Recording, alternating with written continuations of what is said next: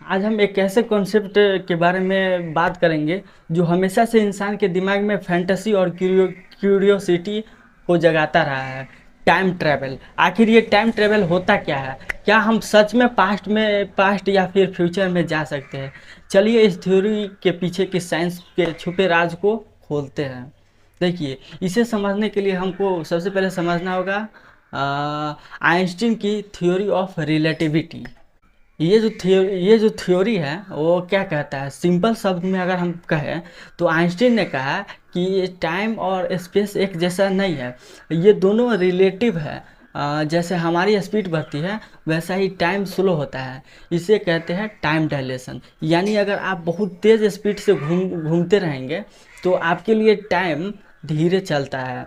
अब ये कॉन्सेप्ट को लेकर बहुत सारे साइंस फिक्शन है, और बहुत सारे साइंस फिक्शन स्टोरीज और मूवी बनी है जिसे जैसे इंटरस्टेलर। बट क्या ये सच में पॉसिबल है? अब बात करते हैं वर्म्स होल की। सुन के ऐसा लगता है कि जैसे फैंटेसी वर्ल्ड का पोर्टल। देखिए, वर्म होल को स्पेस टाइम का टनल माना जाता है जो स्पेस के दो डिफरेंट पॉइंट को कनेक्ट करता है। इमेजिन कीजिए एक कछुआ की रफ्तार से चल के दो पॉइंट के बीच जाना है, लेकिन उसे उससे एक टनल मिलता है जो सीधा उसे दूसरे पॉइंट पर ले जाता है। यही है वर्म होल, सिंपल सा। लेकिन ये सिर्फ एक थ्योरी है और अभी तक इसे प्रूव नहीं किया गया है। और हाँ, ये भी माना जाता है कि ये काफ़ी अनस्टेबल हो सकता है। इसलिए ये पता नहीं कि हम इनका यूज कभी टाइम ट्रेवल के लिए कर पाएंगे या फिर नहीं। चलिए एक और इंटरेस्टिंग चीज़ पर नज़र डालते हैं, ग्रैंडफादर पैराडॉक्स। ये ये पैराडॉक्स समझने लायक है। सोचिए, अगर आप टाइम ट्रेवल करके अपने दादाजी को उनकी जवानी के दिनों में जाके मिलते हैं और उन्हें गुस्सा में मार देते हैं। सही में भाई। अब आप सोच रहे होंगे कि आप पैदा कैसे हुए। ये है ग्रैंडफादर पैराडॉक्स। ये थ्योरी टाइम ट्रेवल के साथ आने वाले लॉजिकल प्रॉब्लम्स को हाईलाइट करती है। मतलब अगर हम पास्ट को चेंज करेंगे तो प्रेजेंट या फ्यूचर का क्या होगा। तो अब थोड़ी कॉम्प्लेक्स बात करते हैं, क्लोज टाइम लाइक कर्व के बारे में। इसका मतलब होता है ऐसा पाथ जो स्पेस टाइम के अंदर लूप बनाती है। जैसे कि आप वापस वहीं जाकर वही वही जगह पर पहुंच जाते हैं जहां से शुरू किया था। ये थ्योरी जनरल रिलेटिविटी के इक्वेशन के साथ कंपेटिबल है। लेकिन इसमें भी काफ़ी थ्योरेटिकल और प्रैक्टिकल प्रॉब्लम्स है।